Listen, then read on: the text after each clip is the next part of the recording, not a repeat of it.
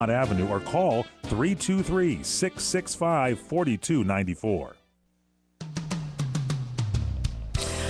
Welcome back. You're listening to the Cindy Laverty Show nationwide on CRN Digital Talk Radio. Give us a call if you want to chat with Nicholas or with me. Our number is 800-336-2225. Nicholas, thanks so much for being here today. It's really a pleasure. Thank you.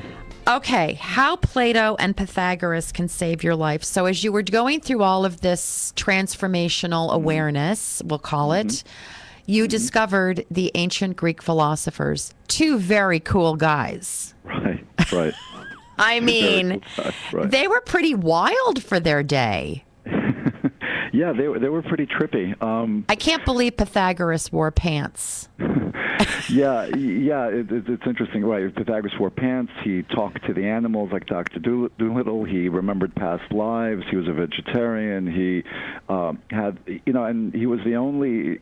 Ancient Greece was a very sexist society, and he was the only ancient philosopher that had women on an equal footing. Also, his semicircle and his other organization, the Mathematiki, allowed women equal footing, which was very rare in the ancient world.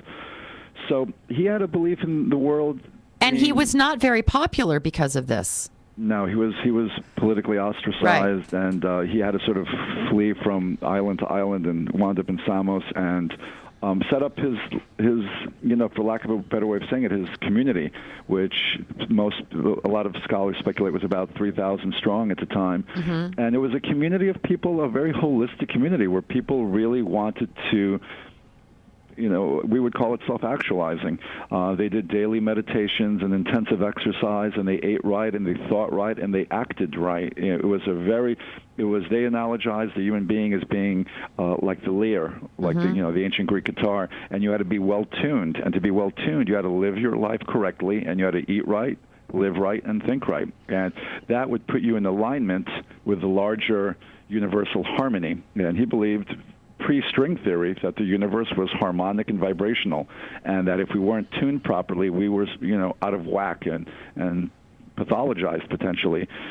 So he very much did this go against the Greek beliefs in all of the, the multiple gods? And did he defy that, or did he still honor that? I really don't remember. I remember he gave me fits in geometry. Yeah, he gets, all poor Pythagoras. All people remember about is that Pythagorean theory that I could not apply to anything. Yeah, and that was just such a small part of it. To know Pythagoras essentially understood that math was the operating software of existence. And he believed that to know math was to know the face of God. He was a mystic. Pythagoras was more mystic than mathematician. Again, he understood math only in the sense that math helped you understand the infrastructure, the machinery of how the universe operated. And so that's why math was important for him.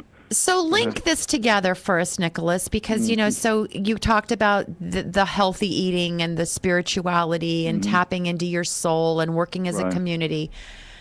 How did that strike you when you were reading all of these books? I mean, what was it that you garnered from that as you were journeying through this? Well, I was essentially living a Pythagorean lifestyle without realizing that that's what it was before I started reading about Pythagoras. I was essentially trying to act ethically, live correctly.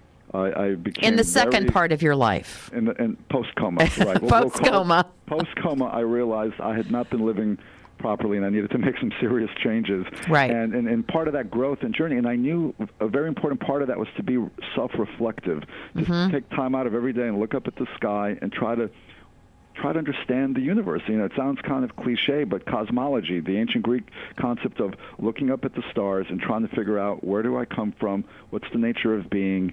What is my purpose? Right. These were profound what is my questions purpose here? Right. And so I was doing that because I had an ass kicking by my near-death experience in my coma. Right. And then when I picked up my first book, that was God and the Evolving Universe by Michael Murphy, and all of a sudden I had an aha moment when I started reading. That's what the ancient Greeks were doing, too. We're having sort of a parallel journey here. They were trying to do what I'm trying to do now. And the more I started reading about them, the more I realized they had a really profound blueprint on the way to be in the world that was very of the world, yet also expanded our minds and our consciousness towards something beyond the physical reality of our world. Well, you know, what I really liked when I was reading your book is how you go into your own personal story, and then you talk about what you discovered in this journey. You don't cram it down anybody's throat. You must do this, you must do that. You just give the evidence as to why it matters. And I think that's a really great thing that you do. By the way, where can people get your book? It's available on Amazon. Okay. So if you Nicholas Kardaras, either under my name or the name of the book on Amazon. And Kardaras is spelled Kardaras, and it's How Plato and Pythagoras Can Save Your Life. It's a great book. So I just wanted to get that in for you. Thank you. But that's what I really liked about this book, was that you just didn't, so often we read books that are sort of categorized as self-help. Right, and it's just, okay, but I don't really get how this applies to me. But you don't do that. Yeah, I guess that's almost a 12-step model where in 12-step programs you share how something helped you, and I try to share, I discovered this method and this is what it did for me in my life, and if you feel this might be helpful. I just got an email a couple of weeks ago from somebody who had read my book, and she was suffering from MS. And was really going through some physical struggles, and my book profoundly helped her because it opened up her way of thinking and experiencing her troubles. Because that's really what I try to talk about in the book. If you're in a place in your life that you feel stuck or trapped or habituated, I like to use that word a lot. As human beings, we get habituated into patterns of being that, we get caught in. You think? Right. So the Greeks were all about not being habituated. Open up your mind and experience things for the first time. Find meaning in your life. And if you think that might be helpful, I certainly found it helpful. It certainly transformed my life.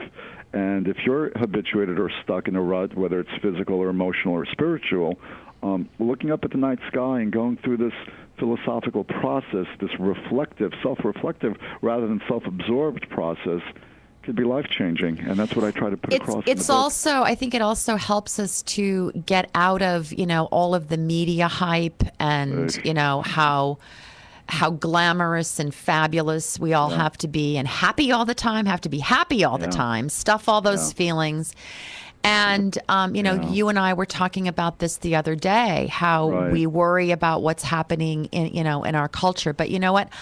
I'm going to have to take another quick break. I'm so sorry about that, because just as we get into this, I know, speaking of the culture, but when we come back, I want to talk about, what's going on in today's culture and how this concerns you. Stay with me. You're listening to Cindy Laverty's show. I'll be right back.